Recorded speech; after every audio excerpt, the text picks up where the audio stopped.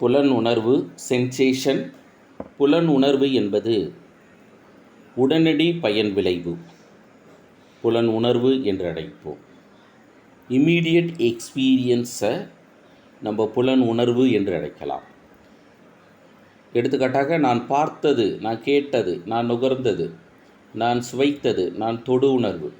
நான் என்ன பார்க்குறேன், ஒரு பொருளை பார்க்குறேன் அப்படின்றத புலன் உணர்வு. என்ன பார்த்தேன் அப்படின்னு கண்டுபிடிச்சா அதுக்கு பேர் புலன் காட்சி. புலன் உணர்வு என்பது புலன் உறுப்புகளின் மூலமாக உணரும் திறன். புலன் காட்சி என்பது புலன் உறுப்புகளின் மூலமாக உணர்ந்த திறனை பொருள் கண்டுபிடிக்கிறது. இதை தான் பார்த்தோம், இதை தான் கேட்டோம் அப்படின்னு கண்டுபிடிப்போம் இல்லை, அதெல்லாம் நம்ம புலன் காட்சி. அதனால் மனிதனின் புலன் உறுப்புகளை அறிவின் வாயில்கள் என்று அழைக்கிறோம்.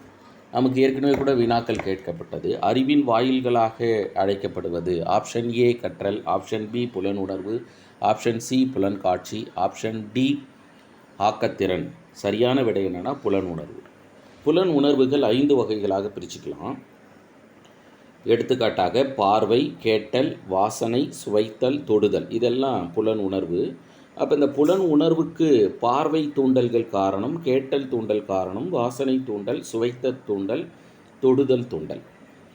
புலன் உறுப்புகள் பார்த்தீங்க அப்படின்னா பார்க்கறது கண்கள், கேட்கறது காது, வாசனை தூண்டல் மூக்கு, சுவைத்தல் நாக்கு, தோல்னா தொடுதல்.